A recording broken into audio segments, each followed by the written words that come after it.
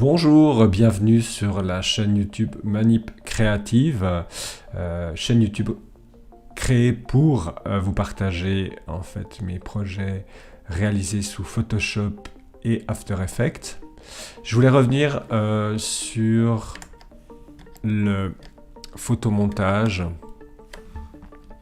The Last Night, c'était un projet en fait d'un concours de bande-annonce, d'affiches de films, mais en fait il n'a pas été sélectionné car effectivement ça fait pas très affiche de film, mais plutôt image d'illustration pour peut-être un livre ou je ne sais quoi d'autre. Mais c'est un photomontage qui m'a demandé pas mal de travail. Sur pas mal de petits détails, de petites choses comme ça pour donner ce côté gothique qui m'affectionne particulièrement.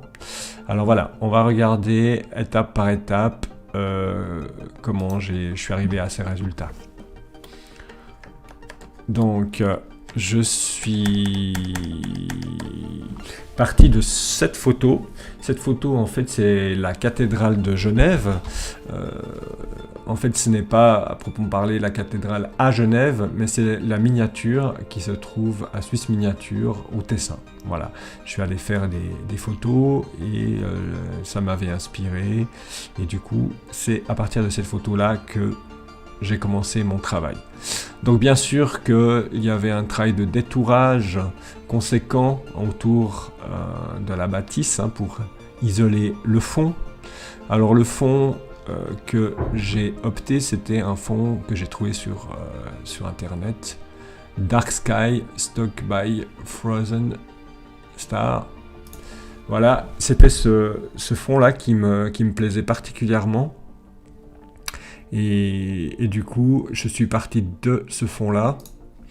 Ensuite, bien sûr que j'ai rajouté une lune.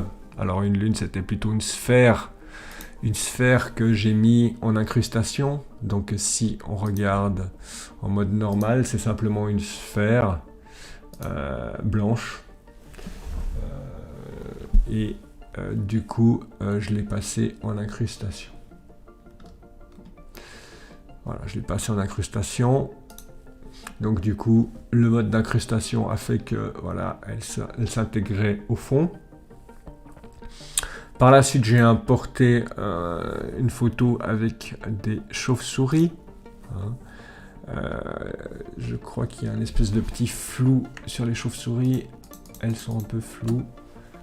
Elles sont particulièrement grandes en fait pour les proportions, mais bon, voilà.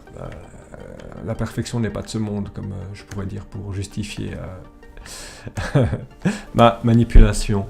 Ensuite, bien sûr que, voilà, le château, ici, vous le trouvez justement détouré, déjà avec un mode de... Là, malheureusement, je n'ai pas travaillé en mode non destructif, donc je ne peux pas revenir tellement sur la manipulation qui a été faite. Donc là, il y a déjà un travail sur les courbes et sur les choses qui ont été entreprises. En général, je travaille plutôt en manière non destructive, mais là, je crois pour ça, ce qui en est resté, voilà, c'est dans cet état-là. Ensuite, j'ai rajouté une lumière, donc c'est une forme colorée qui est passée en lumière crue.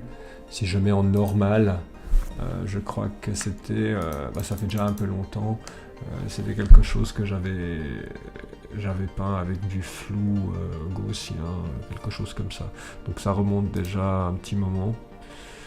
Lumière crue. Et ensuite, pour les éclairs, en fait, c'est un tampon. C'est un tampon, en fait, j'ai trouvé des formes sur DeviantArt qui m'a permis de venir faire ces éclairs. Et ça donne relativement bien. Il y en a plusieurs qui sont superposés. Et je trouvais que ça donnait particulièrement bien ces formes avec le tampon. Donc là, on avait quelque chose déjà qui ressemblait déjà un truc plutôt optimal. Et la pluie qui s'était rajoutée, en fait, permettait, voilà, de donner ça d'ailleurs, j'éclaircis un petit peu avec la pluie. Et elle était un peu discrète, mais ça donne ce petit côté un petit peu même BD, cette pluie qui se rajoute ici. Voilà, voyez, quand on rajoute la pluie, ça rajoute un peu d'éclaircie par rapport au calque. J'ai mis, je crois, plusieurs calques de pluie. Voilà. Ensuite, ce qu'il y a... Alors, comment faire la pluie? En fait, c'est un calque avec du bruit et un flou, je crois, directionnel. Mais ça, je pense que c'est quelque chose que vous savez faire. Vous pouvez trouver sur YouTube. Après, c'était le lettrage. Alors, le lettrage a bénéficié de... Voilà. C'était un style de calque argenté. J'aimais assez bien ce lettrage. Je ne sais plus quel lettrage c'est. Bon, c'est un lettrage